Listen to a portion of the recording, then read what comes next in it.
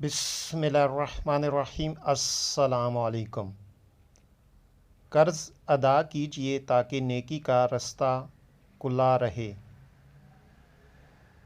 امام جعفر صادق علیہ السلام نے فرمایا، خدا اس شخص پر لعنت کرے جو نیکی کا راستہ بند کر دیتا ہے، اور یہ وہ شخص ہے جس کو اگر کوئی شخص فائدہ پہنچانے کے لیے احسان کرے تو وہ اس احسان کو نہیں مانتا، اور یہ چیز اس بات کا سبب بنتی ہے کہ احسان کرنے والا آئندہ کسی پر احسان نہ کرے۔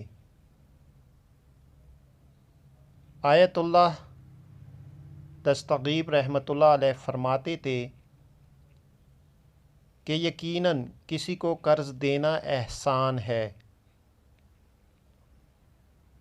اور اس ادائیگی میں لاپرواہی سے کام لینا قرض خواہ کے احسان کو نہ ماننا ہے۔ یہ چیز سبب بنتی ہے کہ وہ شخص آئندہ کسی پر اس طرح کا احسان نہ کرے۔